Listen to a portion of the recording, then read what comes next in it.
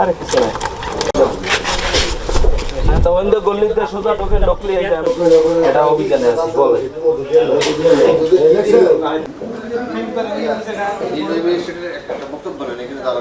জিনিস মতো যে খাইলে আমার 50 লিটার ড্রাম কয়েক টন কত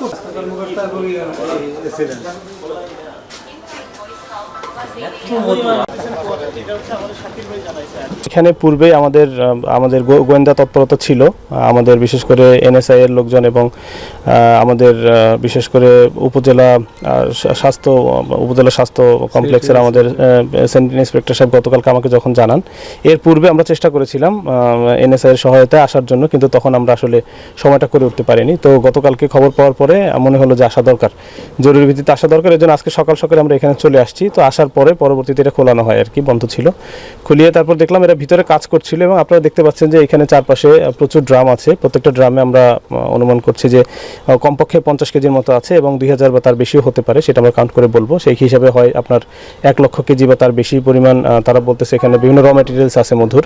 তো এইগুলো আমরা জাস্টিফাই করার জন্য তাদের কাছে তাদের কাগজপত্র চেয়েছিলাম যে তাদের কোনো ধরনের অনুমোদন আছে কিনা, বিএসটিআই আছে কিনা, স্যানিটারি ইন্সপেক্টরের যে উপজেলা স্বাস্থ্য থেকে যে এগুলো লাগে, সিভিল সার্জন মহোদয়ের যে এগুলো লাগে, কাগজপত্রগুলো লাগে, সেগুলো আছে কিনা। এর পাশাপাশি চেয়েছিলাম নিরাপদ খাদ্য কর্তৃপক্ষের কোনো কাগজপত্র আছে কিনা। তো এগুলো তারা কোনোটাই দেখাতে পারেননি এবং তারা এই জন্য সময় চাচ্ছেন, বলছেন, আবেদন করছেন আর কি। মূল মালিক যিনি, উনি সামনে আসছেন না। তো ওনার যারা সহকারী আছে বা এখানে যে লোকজন দেখাশোনা করে তাদেরকে আমরা জিজ্ঞাসাবাদ করে তারা ওইরকম কোনো কিছু বললো না। তারা বললো এখান থেকে বিভিন্ন জায়গায় সাপ্লাই দিচ্ছেন আর কি, ওনারা নিজেরা সরাসরি বিক্রি করেন এবং আমরা কতগুলো কাগজপত্র পেয়েছি, সেখানে দেখেছি বেশ বড় বড় অ্যামাউন্টের বিক্রিও দেখেছি। তো আমরা এগুলো ইনভেস্টিগেট করছি এবং যেহেতু আপনার মধু সদৃশ যে জিনিসগুলো পাওয়া গেছে, এগুলো আসলে মধু কিনে এটা আমরা পরীক্ষা করে প্রাথমিকভাবে যেটা প্রমাণিত হয়েছে যে অধিকাংশই হচ্ছে এর মধ্যে বিভিন্ন ধরনের কেমিক্যাল মিশ্রিত আছে। আমাদের সাথে দেখছেন যে আমাদের টেকনিক্যাল এক্সপার্টরা আছে।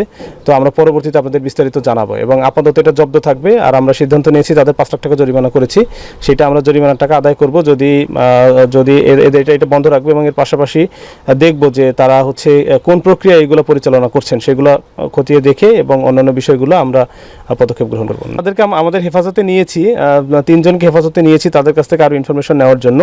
আমরা তাদেরকে গ্রেফতার করিনি আসলে, তাদেরকে আপাতত হচ্ছে আপনার গোয়েন্দা নজরদারিতে রাখবো এবং আপনার জিজ্ঞাসাবাদ করে পরবর্তীতে আমরা তাদের গলিতে সোজা ঢোকে ঢুকলে এটা অভিযানে আছে বলে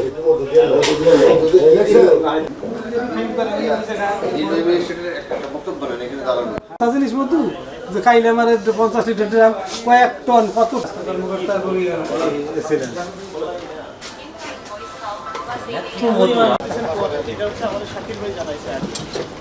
সবাই বলছি দেখলাম মাঝখানে আলো বিতরণ করছে, সময় পাইনি।